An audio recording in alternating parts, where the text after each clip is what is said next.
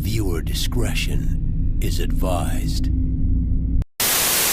The Carolina Panthers. The Panthers are interesting as they are the only team on this list to have multiple owners during the last 15 years, and well, both of them suck. Jerry Richardson was an ex-NFL player and he got the team to a Super Bowl, but then liked them apple-bottom jeans a little too much and was fined and forced to sell the team. David Tepper came in and has mismanaged the team so swiftly Ticketmaster is impressed. Coaching was consistent with Ron Rivera, but the bag that they gave Matt Rule to suck ass was not smart. Then you add in trading for Teddy Bridgewater, trading for Sam Darnold, and trading for Baker Mayfield, the departure of Christian McCaffrey, and this team has been bad, and the only thing that's changed is Tepper. Then you add in the completely botched practice facility, which got half built and then abandoned. Yeah, nothing says a team is being run poorly like a rusting steel frame that Tepper had to back out on and still owes $81 million for. So if you're a fan of the Panthers and they have to trade one of your favorite players of all time on account that the team is in debt over some dumb shit, well,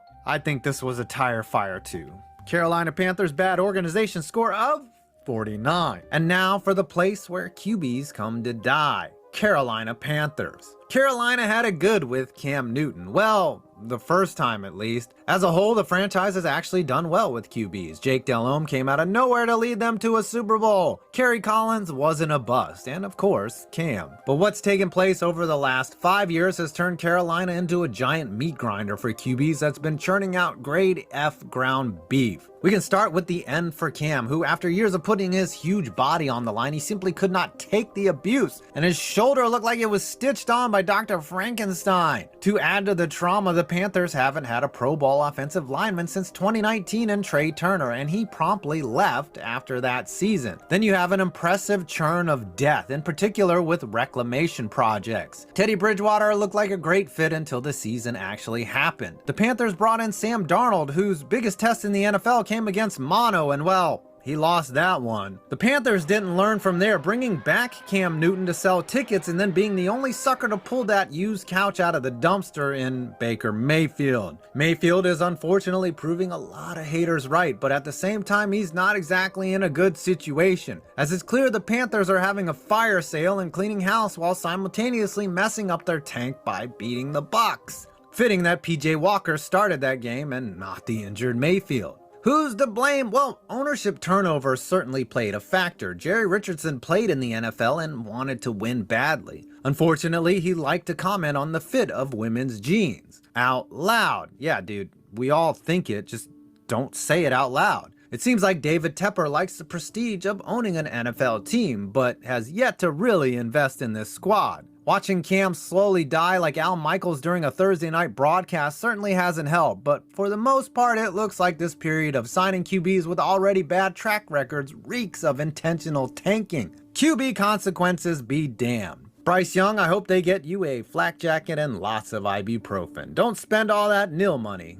quite yet. Jerry Richardson, Carolina Panthers. Recency bias will have you remember some of the details of Jerry Richardson's forced sale of the Panthers. But let's strap on a seatbelt and take a stroll down memory lane. Richardson was a former NFL player and champion who used his championship bonus to open Hardee's franchises in the South, eventually controlling over 2,500 restaurants. He was the original owner of the expansion Panthers starting in 1993 and held the team up to 2018 when things got messy. After he paid hush money to at least 4 employees, apparently that shit didn't work. In 2017, an article by Sports Illustrated detailed the significant amounts of money he doled out in an attempt to silence the knowledge of his rampant inappropriate comments and lecherous workplace behavior. And to top it off, let's throw in at least one incident of him using a racial slur which was directed at a scout. He also allegedly made it a requirement for jeans to be worn on Fridays and would rate the ladies based on how they fit into said jeans. Right to their faces apparently. According to the report, he would make his female employees do a twirl for him and then make lewd, pervy comments. There's even more he did, but I don't have all day to detail this creep's behavior. On the same day the article broke, Richardson spared us all the drama and announced he would be selling. And sell he did for an NFL record at the time, $2.2 billion to hedge fund billionaire David Tepper. He also got a huge fine from the NFL and a signal from Goodell that you are not allowed to get caught Me Tooing in this league. After being canceled in 2018, a statue of him was removed in 2020, and then he just up and died in 2023. Kinda wild, the most distinct feature of this stadium was a video in which an augmented reality panther jumps around the place. Not any actual features. I will say the outside architecture is amazing, but the place is older and maybe in need of someday a full-scale massive renovation. Yeah, so wasn't able to go in there. Saw on the outside, saw the big panthers on the outside.